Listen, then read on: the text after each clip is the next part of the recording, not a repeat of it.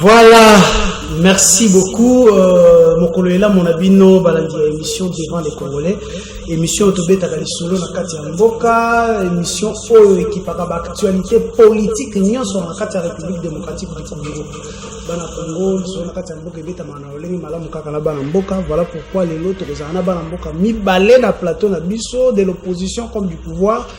Otobeta na bango ba actualité oyo eko sala moi eko bouillonner un peu côté Assemblée nationale, boyoki weleki kuna tokobeta lisolo na yango procès à 100 jours avec Vital Kamerhe to landi ndenge nini elandami en République démocratique du Congo bobengi de partout pour na lisolo wana to moni yango elandami lokola na match ya football kwanyo soko kende okoyoka masolo ya 100 jours. Est-ce que mokangami aza kuna penza tote mokangami ali banda to ana kati tokomeka obeta lisolo na yango.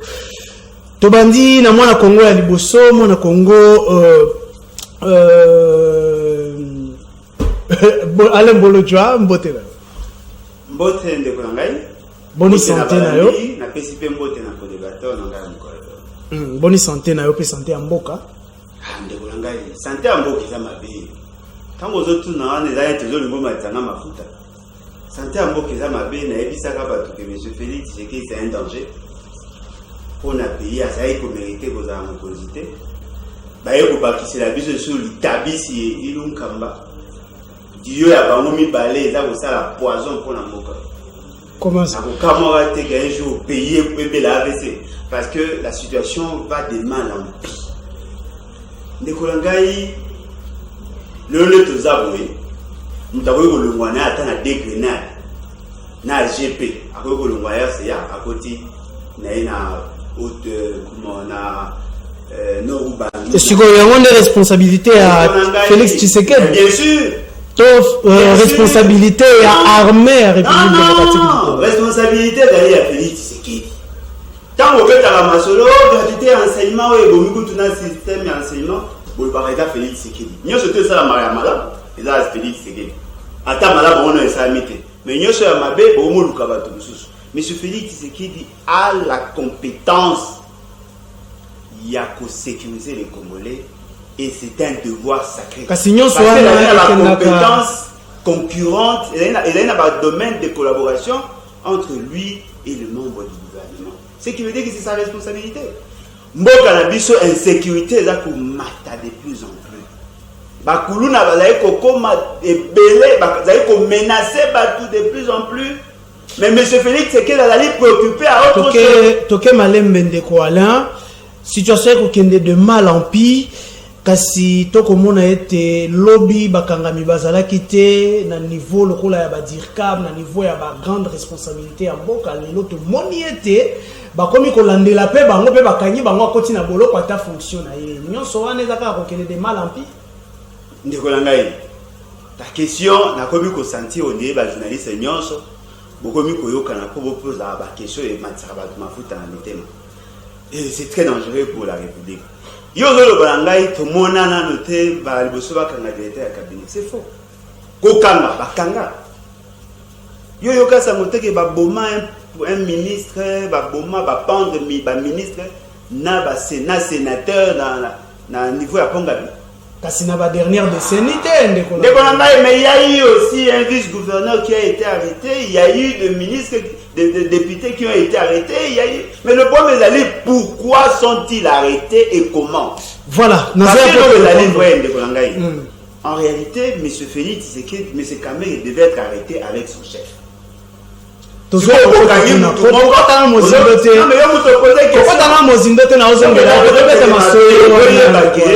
Présence à M. Félix Tshisekedi à la tête du pays, il a une tendance cancérogène. Il a eu comme Mamboka, mais vous ressentez que le pays va de mal en pire et la situation est pire. Voilà, bon matin na yoto kozonga. Ndeko na biso ya mibale oto yambi na plateau na biso ezali ndeko Benoît Mwamba oyo azali na ngambo ya mwana Congo Sylvain Mutombo, ministre délégué à la justice à la défense. Ndeko na biso mbote na yo. Mbote ndeko journaliste. Boni bino pe boni Sylvain Mutombo na ngambo na bino. Sylvain Mutombo za malamu, aosala musala. D'ailleurs, Mikolo, Azana terrain, Azo Kabola, moi, l'osso, moi, sucre, moi, foufou, et pas bande de biso. Comme ONG. Non, Azo, moi, Moké, Azo, Zoa, na fin du mois, à la vie, bande de confinement, tous dans une situation très difficile. Il faut quand même aider bande de biso en attendant makambo ici là, comme ça, nous avons une activité. Il y a un moni, tous sur le terrain, na ba masque, tous au Kabola, na moi, l'osso, moi, de manière à ce que bande de va survivre quand même. Et puis, total, on Covid-19 en tout cas, nous sommes là sur le terrain, on travaille bien, l'excellence est là. Parce qu'au-delà, il y a des cadeaux, comme si il y a des cadeaux, non, mais situation, la situation est mondiale, vous connaissez quand même. On ne doit pas reprendre Babilo comme quand même. Les situations dans le monde mobimba, nous va souffrir. Alors, tu peux bande parce que balobi, tu peux alors, si nous le faisons, c'est parce que nous avons un état d'urgence, nous avons un bandaku, alors nous avons la possibilité d'hériter vraiment la situation. Pendant 18 ans, il y a rien en Kabila, à Kambimbo, Mabé, alors à Tikimboka, vraiment, na ba ressources, économie, alors, pouvoir, en tout cas, nous avons des difficultés, mais cela ne peut pas nous empêcher de travailler. En tout cas, il y a mon excellence, Azo Bunda, na niveau nae, chef de l'État Azo Bunda, na niveau nae, de manière à ce que tous les autres vont et comme il a habitude en République démocratique du Congo, Motonio Soazoya, Azo Boakelaka, malheur et Amboka na baeba ou Tchuleka. Mobutu alobi Kasavubu, Kabila alobi Mobutu, Kabila Mosu alobi boye, ale Tshisekedi alobi, bino langa matebo alobi ete Kabila. Est-ce que beaucoup de responsabilité na binoté devant boye. Biso tozolo ba makambo oyo to yaki kokuta. Tokuti mboka, moi je peux dire sous sol moins 2, c'est-à-dire tokuti ba difficulté belé. Alors il faut te relancer quand même mboka. Il y a un moment to lobi que non, bien que tokuti ba problème très sérieux. Alors tu vois à notre niveau, il faut tout travailler, tu es bandé sur la population. En attendant, vous savez que Covid vous êtes aujourd'hui pouvoir dans moins d'une année Covid alors écoutez bien vraiment la situation là, c'est pourquoi au moni excellence Sylvain Mutombo, na chef de l'État bazo bunda de manière à ce que makamsusu et salama en attendant Covid est là comme ça tous la makambo. OK, wana obeti mingi Sylvain Mutombo na kokota mbambo na sujet na biso ya liboso ozali ya Vital Kamerhe kasi bande konanga boyebi déjà système invité à misa to za la bino population bo recharger déjà ba unité ba numéro eza déjà affiché au bas à écran na bino bo benga bo participer bande konanga biso ba koloba kasi na yo kapé bino to le kakabino maelete. Voilà pourquoi nous allons faire intervenir. Voilà, ndeko na biso na bandika na yo vana zonge bandeko Alembolo Joa ou gérer ministre na Malamo. Ndeko na bino Kamerhe allié de taille na kati ya cash. Azalaki à la barre lobby. Boni au jugé procès pour la mokolo ya lobby. Bon, en tout cas, ndeko journaliste Tolanda qui biso nyonso audience ya lobby ndenge le kaka. Sa deuxième audience il y a un projet il y a 100 jours. En tout cas, moi j'ai aimé Dengue le Kaki. Justice vraiment à la Kiskiaza, vraiment indépendante. Quand Dengue to lobaka keno to na état de droit, to tiki vraiment justice na liberté nyonso asala musala calmement.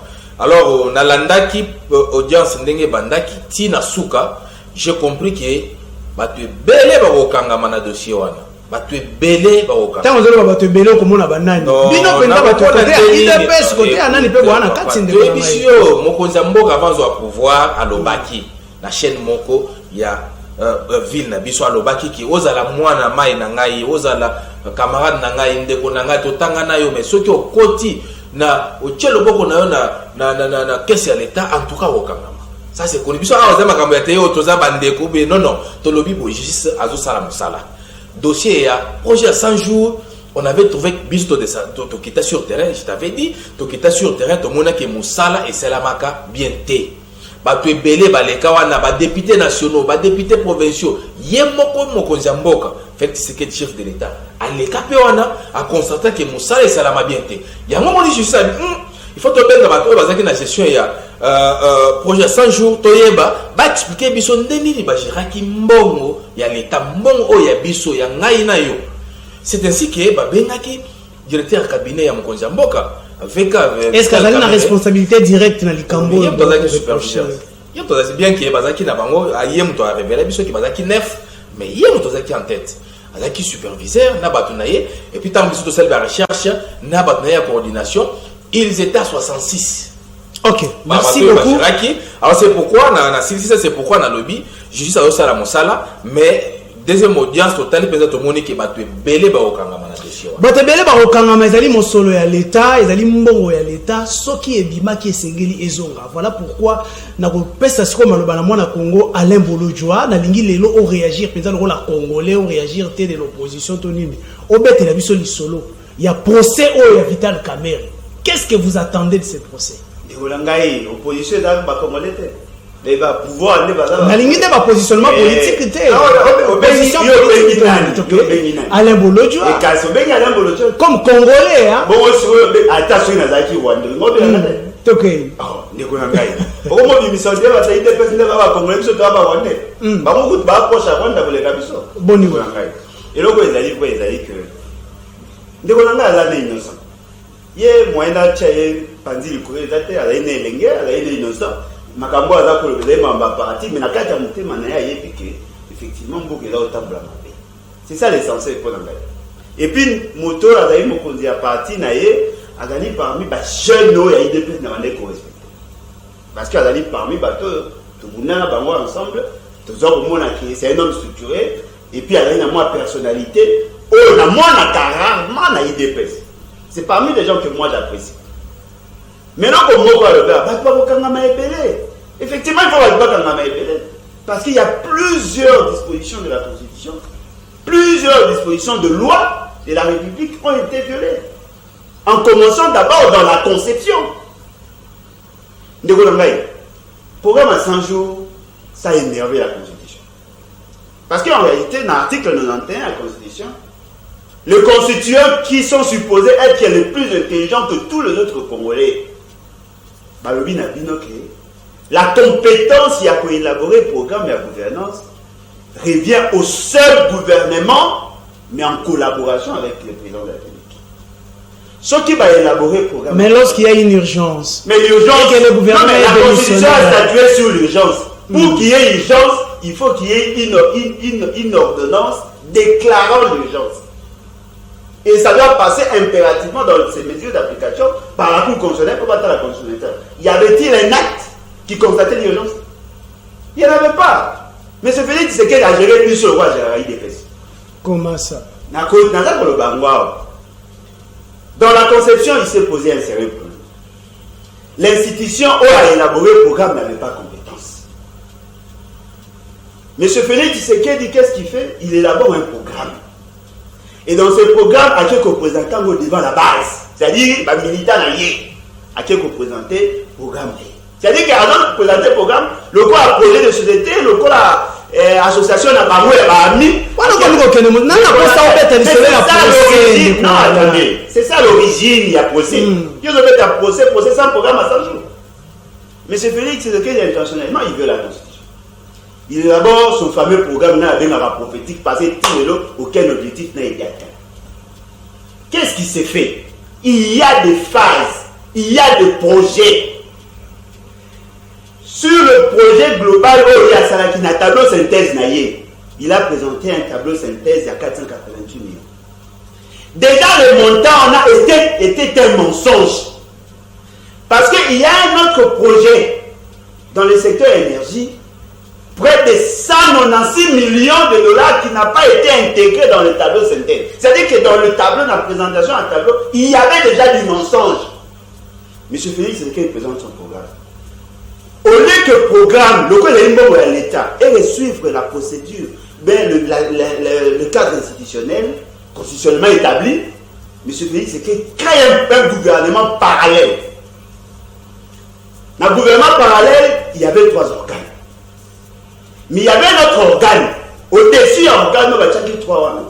Et fort malheureusement, cette charpente institutionnelle qui de manière informelle a été créée par un directeur de cabinet qui n'avait pas compétence. M. Félix, c'est qu'il a créé supervision, coordination et une autre structure nazie. La supervision a 9 personnes. Mais attends, c'est là que quoi aller. Nakati a ko cité autre qui bandeko bana justice ba cité. Toyoki ndeko kamera ko cité mbala ebele Bitakwira. Toyoki Jamal ko cité mbala ebele était signature ezalaki on ezalaki ya République par Bitakwira. Est-ce que gouvernement a qui responsabilité na yete tant que le baye ezalaki gouvernement parallèle tout ça. Bitakwira a fait le travail à la place. Mais effectivement, voilà pourquoi je dis que M. Félix Tshisekedi vous amène dans cette gouvernance des mensonges. Comment ça? Bitakwira membre du gouvernement sortant. Si Bitakwira s'est impliqué, ce qui veut dire que la thèse, il y a Kolobaki, il n'y avait pas de gouvernement tombe. Bitakwira dépend du Premier ministre et non du directeur de cabinet. Bruno Kibetchi à l'époque. Hein. Mais il était là. Il avait le pouvoir plénier. Et puis Bitakwira, en tant que membre du ministère du Développement rural, ne s'est pas retrouvé dans ce que eux ont appelé le comité de supervision.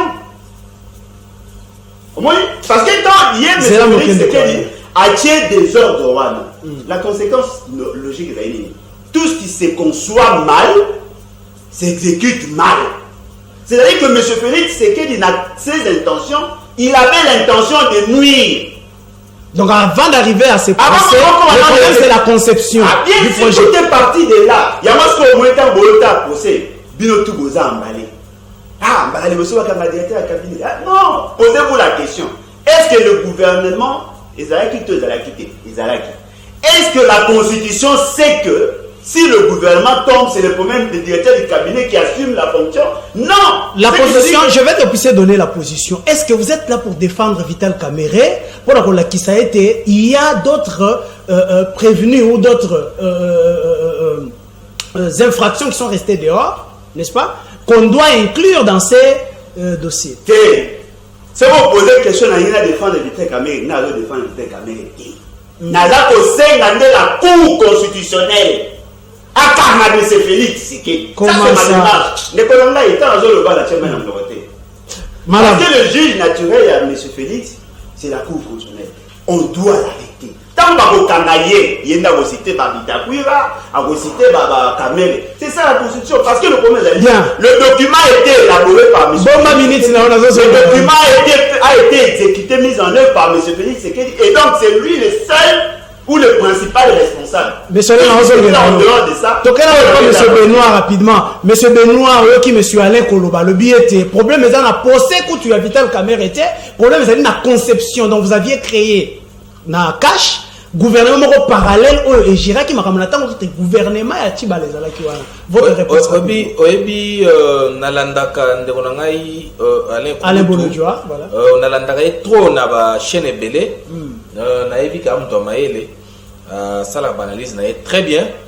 Mais c'est pas une analyse yale là. Mais na kamwe sur place tozana na plateau, ce n'est pas ce que moi je croyais. Alors na ebi ke bato la muka pour na bango bazaka na acharnement contre la personne. Nouvelle classe politique, c'est-à-dire opposition nyonso yo tchana balamuka bango surtout bazaka acharnement contre la personne de Félix Tshisekedi. Vous comprenez, oui, boyebi parce que Azam Mutumoko, tant que na Genève à lobby, Babiloko wana ndenge bambreya ya éviter biloko eko simbate a zongi a changer makamuna ya lobby non. Biso il faut tout ça la changement na mboka oyo. Donc ba bazaki na agenda caché na bango ba mona client Mutumabe, c'est ça. Mais en réalité, à quoi ko ba bongoté. Je vous dis gouvernement Zalaki démissionnaire, ça c'était connu. Alors comment il y a quoi expliquer les kakatolandakaye mais ça m'étonne. Le gouvernement Zaki démissionnaire, yango moni mokonzi mboka lobi lokola toza na coalition, tozo négocier pour na gouvernement ya sika, tokoko kanga maboko te mokonzi mboka kanga maboko te pendant que mboka ezotambola. Alobi OK, tozo tia projet ya 100 jours pour permettre ba Congolais nyonso ba progresser, ba travailler na temps oyo. Est-ce que ça qui n'a respect à nous? C'est ça le problème. Le respect ça là qui parce que yemoko tukotuna yemotuna awa. Bitakwira zaki mutu gouvernement kala. Azaki yemoko azaki pelekati. Gouverneur de la Banque centrale. Azaki nakati. Ancien ministre de la finance azaki nakati. Yemoko Chibala. Oyebi ke basita qui peut fallait répondre kuna parce que c'est na biso kaza na information. C'est pour dire que projet wana travailler en collaboration na bande il fallait batia maboko na Thomas Lwaka ça qui na kati. Alors vous comprenez que hier beaucoup le bilo kwa solo ba wana te Moussa Salami tout le monde te constater que Moussa Salami bien te chef de l'état a pesi vision mais bat oyo bazui Moussa wana basali Moussa bien te c'est ainsi que justice na biso et Monique non effectivement il faut batwana o bazaki na charge o bazaki na makamwana na maboko baya ba expliquer biso qu'est-ce qui s'était passé ba Géraki Mbongo ndengeni c'est pourquoi moni lelo oyo ba caméra bazawana na ba société oyo bazwaki responsabilité ba Jamal bazawana bato ebele ba kolanda parce que oyo ki batangi bato ebele il faut ba ya ko se justifier ba expliquer peuple congolais ndeni ba Géraki Mbongo. Alors là, on a fait Mbongo ya Mbongo. Ndeni le roi chef de l'état visionnaire. Vous comprenez? Il y a Salim Moussa, il y a Zozela, rapport rien. Est-ce que c'est ainsi que la justice a Monique, non? Il faut pas toi là pour répondre. Bah expliquer parce que Ndeni va gérer Mbongo. C'est parce que Bajara Kimbongo bien été. Il y a un autre qui va tuer Belé, bah au Kangama. Mais si le l'homme de connaissance de l'homme, il faut pas Kanga Félix Sekedi. Pour la 7 mois au salaire pour la négociation au gouvernement, il faut que Sekedi a Kangama beaucoup. Avant d'aller au gouvernement, pour la Moussa. Vous comprenez? Projet Wana, oh il y a 100 jours. Qui est là, oh il y a 100 jours, c'est en dehors il y a projet Wana. Vous comprenez? Alors quand tu as l'analyse, tu as pas sentiment, ou bien parce que nous avons opposé, non, il faut que le Makamunenge Zali, Moussala et Pesamaki, Bato Bastel Moussala Biente. Alors, justice à Bengi Bamo, justice indépendante. Alors, où serait le problème à chef de l'État? Monsieur Alain, où est le problème à chef de l'État? Il y a Pessi Makanisi, le problème est d'aller à Bakenagi ko Bimisa Mosolo, peut exécuter les travaux et l'équipe à la montée. Si le président de la République au côté ça y est wapi, n'a problème. Je crois que vous avez posé une question dans la réponse on a fait ça. Et c'est quand même décevant. Parce que le président de Kolangaï, bien qu'il y ait ça, il faut avoir ça, l'incantation. Donc c'est dire, vous avez mon acquis, soutien ce que moi j'ai dit. Et là, dans la conception, le programme a été mal conçu. Et puis, M. Félix Sekedi n'avait pas compétence. Aucune disposition dit que quand le président Azali est élu, il y a la suspension de toutes les autres institutions. Non. Le principe de la continuité, c'est que la personne ou le gouvernement qui est là doit expédier les affaires courantes jusqu'à ce que le gouvernement est coyable. Et bien, ça. Parce que Tibala et son gouvernement avaient le pouvoir plénier. N'a pas un exemple bon simple. Quand on se dit qu'il y a trop pris dans membre parlementaire debout, alors on quitte ma politique à Congo. Lorsque on a élu le nouveau gouverneur, Jantini Ngobila. Avant le gouvernement, qui ont engagé la province? Ce sont les anciens membres du gouvernement. Qui ont interpellé le ministre, il y a Finance, il y a Nanyande Kikuta. C'est l'Assemblée provinciale. On est interpellé, puis la caméra va être en prison. C'est ça le principe de la continuité, nous on a choisi à comprendre. Voilà. Un premier ministre qui investit ne se remplace que par un autre premier ministre qui investit. Le problème est la Ligue, n'a pas ce exemple simple. Possible montant 488 millions, alors que le programme dans son ensemble est comme il y a plus de 600 millions. Il faut intégrer 196 millions de dollars dans le calcul. Vous avez des preuves, Moi j'ai le programme. Il y a conception. Il y a l'issapoté. Dans le programme, on a omis ou Bassali expressement, Bassali pour intégrer 196 millions de dollars dans le calcul. Il y a Souka, on a des tableaux synthèse. Et puis le problème, c'est la livrée. Alors que M. Missa a besoin de juger M. Kamel. Mais sur le plan charpente institutionnel, M. Kamel n'existe pas.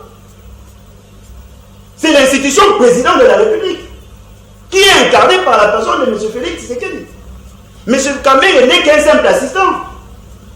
Quand vous juge M. Kamel, tu as intervenu en tant que qui? Il vous dit, j'ai intervenu en tant que directeur d'État. Baïbissé Zonga. La République, les avocats de la République, Baïbissé Zonga. En dehors de ta directeur à cabinet, tu étais qui? Tu étais superviseur. Il y a un que non, ce n'était pas incompatible. Non, c'est incompatible parce qu'au regard de l'article 93 de la Constitution, seul le Premier ministre est le coordonnateur, il y a l'action gouvernementale. Okay. Ce qui veut dire que M. Félix Sekedi n'a pas témoin avec Moussana. Il n'a pas géré le pays sur base de la Constitution, mais sur base de la deal. Ok, tolongwana na makambo ya conception, tozongi na makambo ya procès. Na évolution ya procès prochainement, ba témoin sengeli ba se présenter. Na ko se présenter wana, ba misusu ba zo promettre déjà du feu pour la ba invité comment témoin esengeli baya. Est-ce que la justice a le droit ya kobenga mwasi to mwana to ndeko ya tel ou tel autre point ya se présenter comme témoin na cour? Ndeko na ngai. Si vous comprenez la philosophie na ngai, je suis désolé mais je vais insister quand même. Procès on a bazo ça. Ce qu'on a mis ba question on a ba réponse. On est en train de juger l'institution président de la République. On ne juge pas Vital Kamerhe ni Jamal. Non, mais c'est justement parce que Kamerhe est là. Mais en réalité, on juge M. Félix Tshisekedi. Parce que quand on vous pose la question, qui a contracté avec Jamal? M. Félix, M. Kamerhe insiste sur la République. Qui a pris les engagements? Est-ce que vous avez commis imaginer? On pose la question par rapport, il y a marché où on a le contrat. Le contrat a été engagé par la République. Le premier contrat n'a rien à voir avec le contrat exécuté. Et puis on insiste, comment M. Jamal est arrivé à construire Nathan? Parce que même dans le programme moyen de la conception, il ne s'agissait pas du camp, il s'agissait à Maluku. Maluku, les 300 maisons. Ce qui veut dire que le projet a exécuté Nathan, c'est un autre projet, rien à voir avec le programme à 100 jours. Parce que dans le programme à 100 jours, on n'avait pas projet. Okay. Ce qui veut dire quoi? Ce qui veut dire quoi? Rapidement alors. Les juges ont des difficultés parce que quand M. Kamerhe répond, par moment, il répond sur base de la Constitution et de l'ordonnance le nommant. Nangongamuso n'a pas répondre par rapport à dire. Parce que non, vous voulez quoi? Il n'y avait pas de gouvernement. Le président Kotake n'a pas conduit. Et bon, ça a quelque chose pour séduire la population. Ça, ce n'est pas la Constitution, ça, c'est le dit. Ce qui veut dire qu'il n'est aucun procès. Beaucoup de gens ont dit Souka, soit M. Kamerhe est en prison, soit il va relaxer, mais le responsable, le principal responsable ne peut pas être jugé là-bas. Voilà. Ce qui M. Félix Tshisekedi. Il y a des noms, il y a des noms cités. On a cité Bakoya comparaître. Ils vont comparaître. Ok. Ceux qui sont cités viendront comparaître. Non, mais les juges. Mais ma question, la dernière question pour toi, Claude, le Kalamakambo, il y a Assemblée nationale. Qu'attendez-vous? Qu'est-ce que vous attendez de ces procès? Ici, à procès, vous attendez quoi à la fin? Nazo bandela yesu tamusozo boya koyoka. Kozo ngisanga ite pe. Yo nazo bisonde ngeni ka. Quoi na ngai lo nazo les que la Cour constitutionnelle, l'Assemblée nationale et le Sénat va se réunir en congrès. Va traduire M. Félix Tshisekedi na justice pour avoir occasionné la malversation. Avez-vous des problèmes particuliers avec Félix Tshisekedi? Bien sûr. Comment ça? Nous avons des problèmes particuliers parce que M. Félix Tshisekedi gère le pays sur le base d'il. Je reviens à vous. Ce qui veut dire que M. Félix Tshisekedi, c'est un danger pour l'économie et pour le pays. Ndeko Benoît, on vous accuse, Nababor Nyonso Esengeli, président de la République, PA, les cas, tout ça. Mais avant la paix, ça va vous répondre, tu as Ndeko Mibale, de la zone Geli. Allons, Ndeko Bengi Bisoapi Kombona. Oui, bonjour monsieur. Oui, bonjour papa. Bengi Bisoapi Kombona. Non. Bande Konangai, nous devons être corrects. Lorsque Tozo Benga, Toko Tikela Bino Benga, vous devez être responsables. Ceux qui viennent ici sont des responsables, sont des pères de famille. Nous devons gérer nos propos. Allons de Kobengi Bisoapi Kombona. Samuel Mandoma, la benga partir du boulot. Oui, on a vu son réaction rapidement pour l'émission. Tu sais, la justice, ça a musala à la licolo, tinasé. A tu seras pas de caméra parce que bata pendant et c'est de continuer. Oh, bah, bon, même la il faut que nous soyons derrière les barreaux. Merci. Merci, Ndeko. Ok. Voilà, Ndeko a déjà été, bomba moto te, moto nyonso ya dali cité kuna, moto nyonso nini kuna, tozwa lani. Allô, Ndeko bengi biso Kombola. Allô? Allô? Moi j'appelle en tant qu'homme de Dieu. Oui, homme de Dieu, nous vous entendons. Donc je suis vous écoutons. Vraiment amené à suivre tout cela. Parce que je fais pas la politique active. Oui. Mais toujours est-il que Oh là là, ndeko colonel na yo ekimi. Son na yo ekimi, mais quand un peu qu'on revoir son na yo. Voilà, n'attention que la bino après réaction de Ndeko Benoît rapidement, bandeko ba kolobate. To bomba moto te justice. Abimisa moto nyonso azali cité to azali responsable na problème. Ndeko journaliste biso nyonso souci na biso ezaki. To yeba mbongo oyo ya mboka na biso oyo chef de l'État abimisi bonne volonté na ya keno peuple congolais zo souffrir na temps oyo il faut tout ça quelque chose pour peuple congolais quand même à se retrouver. Mbongo ebimaki ba pesi batu ba gérer mbongo mais totali musala oyo salamaki na mbongo oyo bimaki na caisse ya l'État to lobité mbongo eke na ba poche ya bato alors faut to landela. C'est pourquoi nous disons ceci. Mutu nyonso tout puissant na awa na mboka na biso na minito azali susu te to comme na état de droit, c'est-à-dire tout puissant azate. Est-ce que $1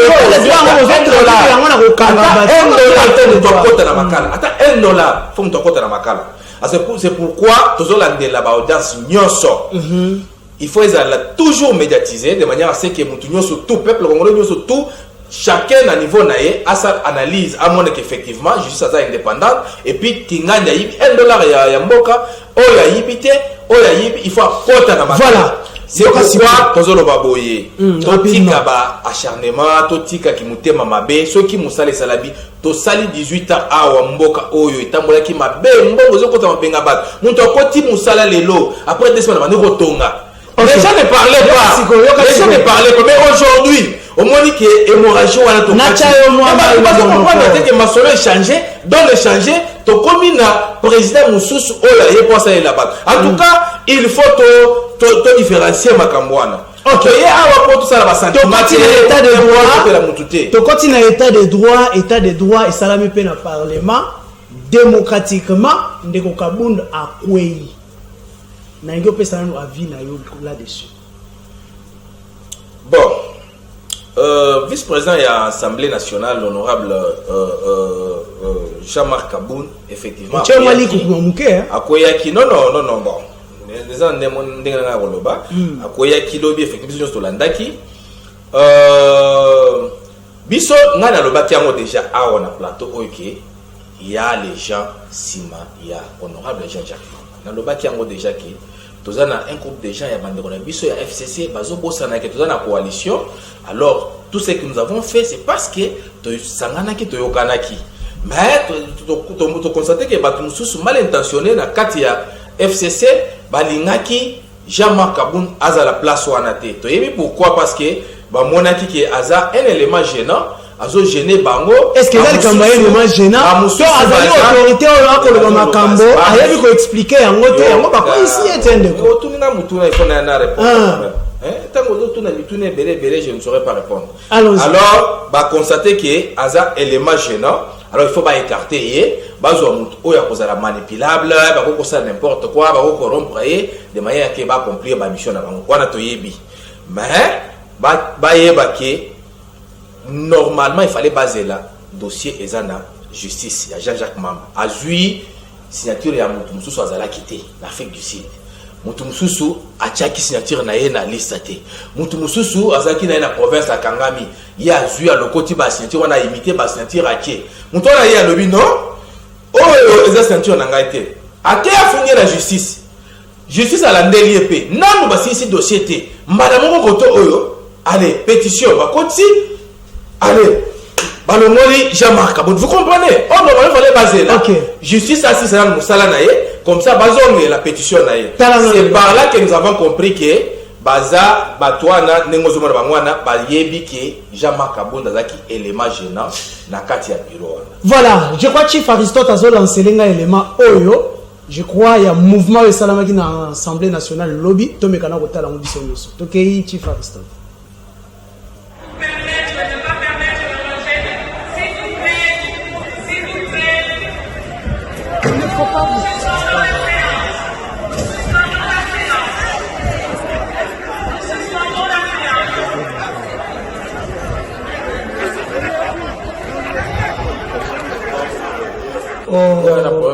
Alors, voilà, ezalaki image ya makambo eleki lobby na Assemblée nationale. Tomoni bitumba, vous n'êtes pas démocratique ndeko nanga na UDPS.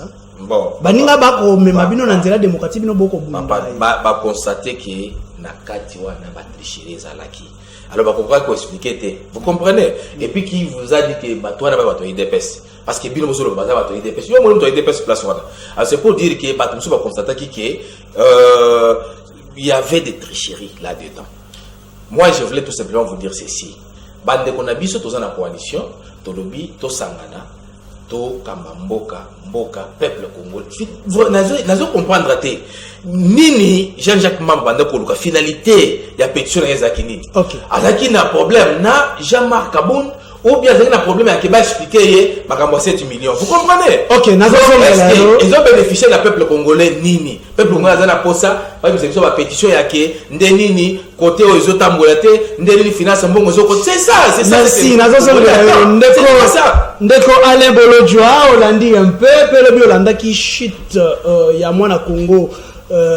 Jean-Marc Kabound, comment est-ce que vous avez jugé ça? Et la démocratie, l'état de droit, au moins Bassous Balobi, le maître nageur s'est noyé. Bon, avant de répondre à la question, on a une azonga moi qui pendant quelques secondes par rapport à programme ensemble. Nama lombango po to gérer aux autres secondes nangai. Et loko ezali po ezali bon. Mutu nyonso ayebi comment on fait la programmation.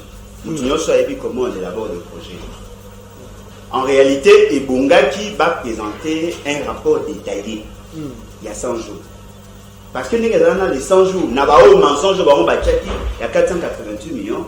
Si vous savez la ventilation, il y a 240 millions pour nous mettre en route. Ebongaki va présenter qu'est-ce qu'ils en ont fait. À partir de Wana Bokoyeba, et puis dans la programmation, ça là ce qu'on appelle le plan séquentiel. Mais ce Félix Tshisekedi n'a jamais eu la volonté à gouvernement justice dossier. C'est le gouvernement qui a pris l'initiative entreprise on a procès, on va citer Kamel. Kamel cite Félix Tshisekedi, mais personne n'a l'autre religion. Par rapport à Marambo et Salami dans l'Assemblée nationale. Mais on ne va pas s'agiter pour rien. Et il a eu l'occasion pour Nakabound à que la formation na éducation na comment ça quand azolo battre si il y a occasion azonge la classe et puis à la rééduquer pour que akoma un homme d'état parce qu'à le baki na bino que bango ba na pouvoir éternellement c'est l'occasion d'être formé d'être rééduqué et donc on ne peut pas y pas bouer. Donc, comment on a été tes vérité à l'obakinde quoi ici? Non, mais effectivement, il a dit vérité de l'homolier. Il a dit vérité de l'homolier. Mais c'est la vérité. Non, mais attendez. Il a dit vérité de l'homolier. C'est-à-dire, alors que le bas, la vérité, mais la vérité, monsieur, le bas habillé par le mensonge. Ce qui a dit que la vérité par rapport à cette union, en principe, devait être là et justifier ses dires. Et là, le premier, il a dit la vérité, et là, le premier, il a dit orgueil. Le lendo. Et puis, le gouvernement, le bas, bataille FCC, bataille Nakati, piège qui est, l'ongolais. Mais attendez, soyons sérieux. Monsieur Kaboun, sous le plan numérique, il représentait quoi au Parlement pour être vice-président? Combien vice-président? Monsieur Kaboun est le choix, t'as bien? Non, c'est une coalition de. Attendez, mais la coalition, c'est comme ça, non? Attendez. Vous sous-estimez s'il vous plaît. Monsieur Kabila avait la majorité parlementaire. Il avait droit à 7 postes. À cause il y a coalition à Bango contre nature, monsieur Kabila a cédé à monsieur Félix qui est le poste à premier vice-président. C'est-à-dire que si monsieur Kabila avait refusé, monsieur Kabou n'allait pas être vice-président. Ce qui va le relier, c'est justement parce qu'il va moniquer Azali n'a pas insuffisance et que permettre la coalition à Bango et Tambola Malamouté. Le Moli Kaboun, le Moli DPST. Et vous pouvez poser un problème, ceux qui vont dire que non, voilà, tu récupères pour Sanabiso, tu retiens Moutunabiso. Mais Babi, mais ce Kaboun ne mérite pas le Moulin. Parce que le problème est pour être membre du bureau, ça ne dépend pas de la population. Et d'ailleurs, il faut dépendre de la majorité parlementaire. Mais ce Kaboun reste député pour avoir été, entre guillemets, élu par la population. Mais bateau va retirer, il y a confiance, c'est-à-dire bateau va commis ça qui est fou. Bon, après cette chute, la chute, je ne sais pas s'il faut les qualifier vertigineuse ou quoi, déjà Marc Kabound, au moment la coalition FCC cache à venir dans Moyandé. Nous avons posé une question, moi le sous des alliances contre nature. Ils ont créé, ils ont formaté leurs mensonges et ça veut qu'ils basent sur le coin. Nous avons ça pendant 5 ans. Et ça paiement. Ils vont s'entretuer. Et la coalition a tous les dangers. C'est ça. C'est-à-dire que Nakati na Bango, ils vont s'éliminer, ils vont s'entretuer, ils vont se tuer, et puis ils vont nous servir à rien. Voilà. Parce que le problème est d'aller que pour être Ngaï, Moutoko Kaboun, pour Nangaï, ne méritait même pas être vice-président. Donc, ok, déjà vers la fin. Ne méritait même pas. On a commis dans Moutou Makasi na Bango, et heureusement pour la Bango, alors que monsieur Mamba, qui démarche, c'est justement parce que monsieur Mamba voulait assez que monsieur Kaboun a justifié les 7 millions. Le quoi il a dit Mamba bureau, peut-être que ça pour ça qu'il va avoir information. Tant que monsieur Félix disait qu'elle a tenu un congrès pour l'État sur la nation, on avait dépensé 7 millions. Bien, je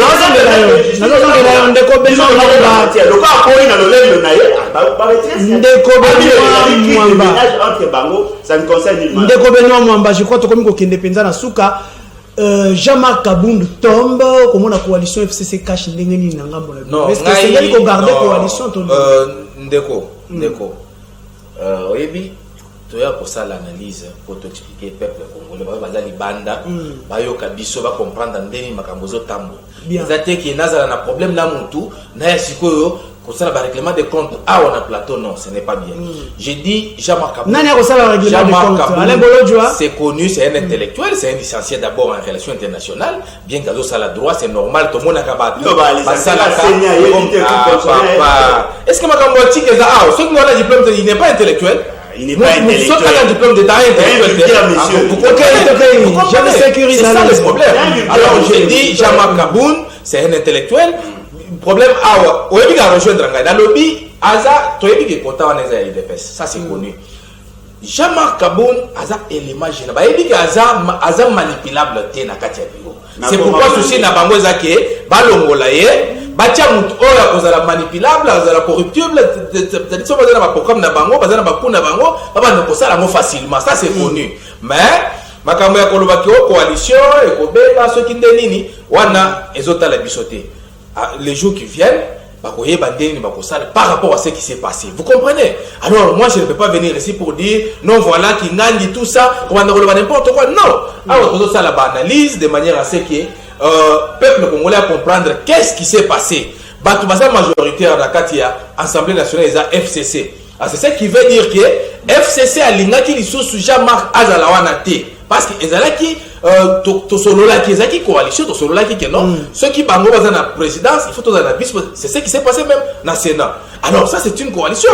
Alors comment est-ce que les lois ba moni que no bakasaki que non oza manipulable ba muntu oza élément dangereux to makamtu to loba il faut aza la musika yango moni les lois oyo Jean-Marc Kabound a perdre faute. Parce que nini ko déranger bino côté à UDPS na côté na bino ce que Jean-Marc Kabound a ki qu'est-ce qui c'est ce que je dis qui est Bazo Lukamutu oya kozala manipulable. Moi je n'ai pas été dans les personnes tout les gens manipulables. Non bon ouais dit batwa na ndenge bazalaka bako fabriquer mutu na bango ça c'est connu. C'est pourquoi je vous dis makamwana oyo basali qui balongola Jean-Marc Kabound de place wana c'est parce que bayebi qui a la ferme Jean-Marc Kabound a travaillé à Kunda. Donc disons que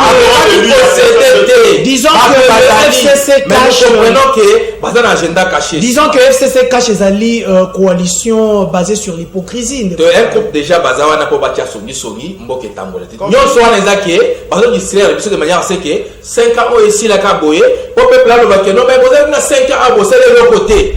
Alors dans le dossier qui est peuple congolais à vivre. Qu'est-ce que nous pouvons faire? Tous les investisseurs, tous les la société, mais comment on voit, inutile. Il faut expliquer.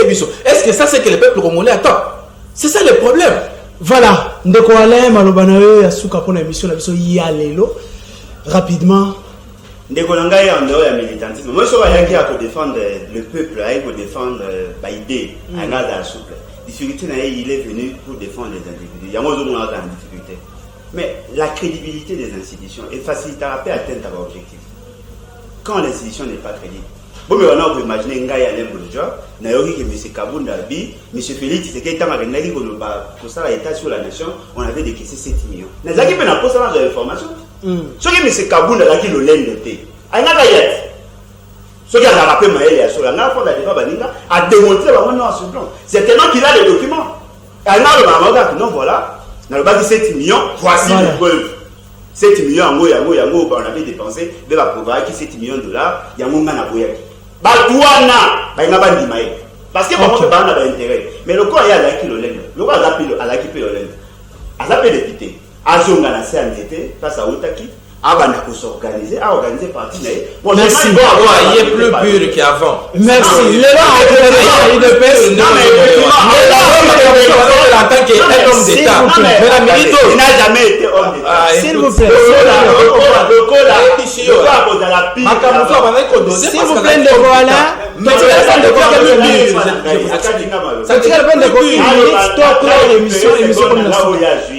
Alors,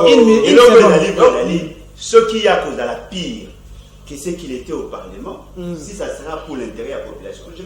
Merci. Voilà pourquoi je dis, bon, c'est là. Comment Bino va proposer pour la démocratie? Merci de quoi.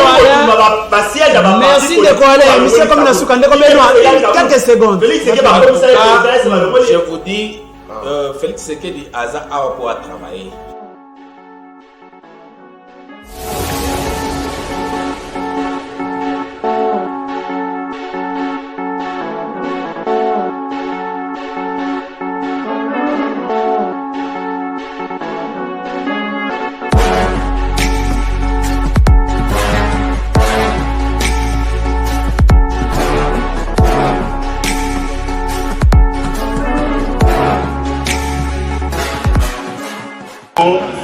Il faut Congolaise, la Congolais, on se prendre en charge.